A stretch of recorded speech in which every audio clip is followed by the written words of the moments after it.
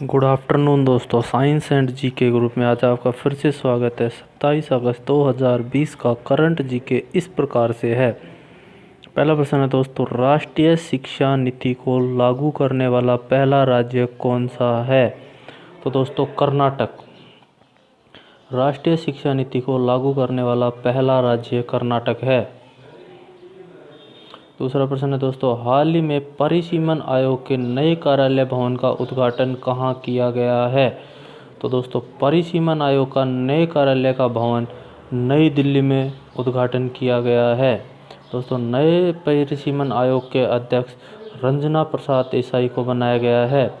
अब तक हमारे देश में 4 परिसीमन आयोग बने हैं। पहला 1952 में, दूसरा 1963 में, तीसरा 1973 में और चौथा 2002 में बना था।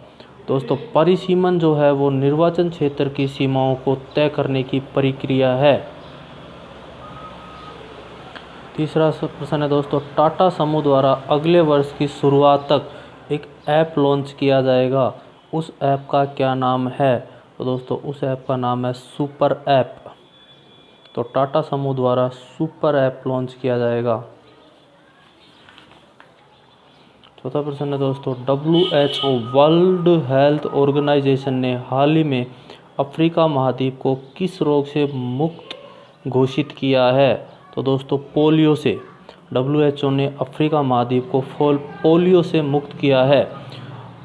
अफ्रीका में अंतिम बार जो पोलियो का मामला आया था वो 2016 में नाइजीरिया में आया था। तो अफ्रीका का अंतिम पोलियोग्रस्त देश नाइजीरिया था। अब नाइजीरिया भी पोलियो से मुक्त हो गया है। भारत 2014 में ही पोलियो मुक्त देश घोषित हो चुका है।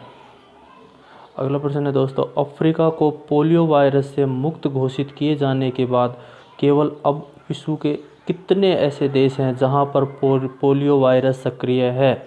तो दोस्तों अब 2 देशों में पोलियो वायरस सक्रिय है। एक है पाकिस्तान और दूसरा अफ़गानिस्तान। पाकिस्तान और अफ़गानिस्तान दोनों में ही अब विश्व में पोलियो वायरस है। छठा प्रश्न है दोस्तों, सरकारी थिंक टैंक की रिपोर्ट के अनुसार किस राज्य ने नीति आयोग के एक्सपोर्ट प्रेसिडेंस इंडेक्स 2020 यानी निर्यात तत्परता सूचकांक 2020 में टॉप किया है?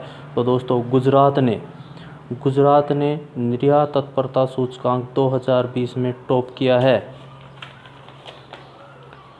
अगला प्रश्न है दोस्तों, इसरो द्वारा लॉन्च अवलोकन उपग्रह अमेजोनिया फर्स्ट किस देश का है? तो दोस्तों जो अमेजोनिया जो फर्स्ट है वो ब्राज़ील का है। गृह मंत्रालय ने सशस्त्र बल अधिनियम 1958 जिसे आस्पा के नाम से जाना जाता है कि किस धारा के तहत प्राप्त शक्तियों का इस्तेमाल करते हुए इसकी अवधि 6 माह के लिए असम को अशांत क्षेत्र घोषित कर दिया है?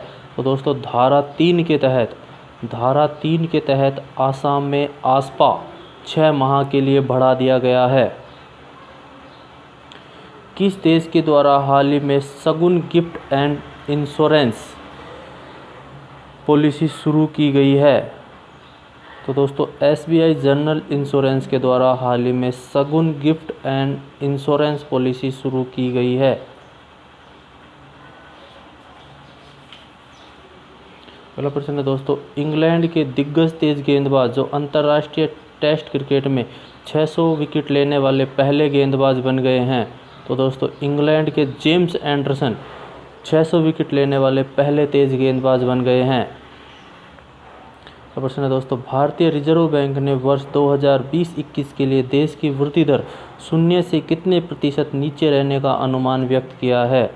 तो दोस्तों RBI ने देश की वृद्धि दर शून्य से 6.5% नीचे रहने का अनुमान व्यक्त किया है।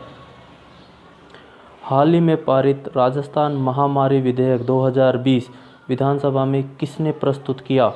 तो दोस्तों राजस्थान महामारी विधेयक 2020 शांति धारीवाल के द्वारा विधानसभा में प्रस्तुत किया गया था। दोस्तों यह विधेयक 24 अगस्त 2020 को पारित किया गया है। यह विधेयक राजस्थान संक्रामक विधेयक रोग अधिनियम 1957 की जगह लेगा। अब दोस्तों कुछ प्रश्न है साइंस के। पहला प्रश्न है दोस्तों, रुधिर स्कंदन के लिए कौन सा तत्व आवश्यक है? तो दोस्तों रुधिर स्कंदन के लिए, ब्लड क्लोटिंग के लिए कैल्शियम तत्व आवश्यक होता है।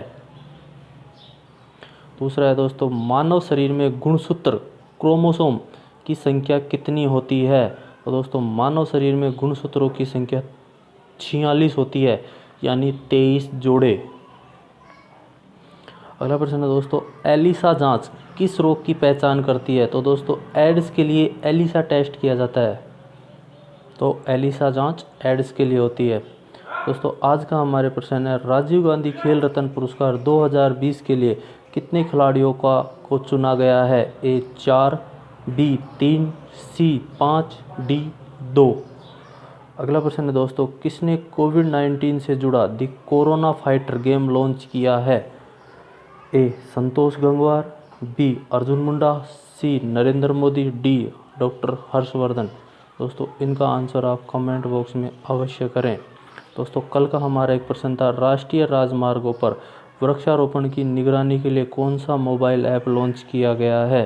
तो दोस्तों राष्ट्रीय राजमार्ग पर वृक्षारोपण की निगरानी के लिए ए हरित पथ मोबाइल ऐप लॉन्च किया गया है। यह मोबाइल ऐप नितिन गडकरी ने लॉन्च किया था।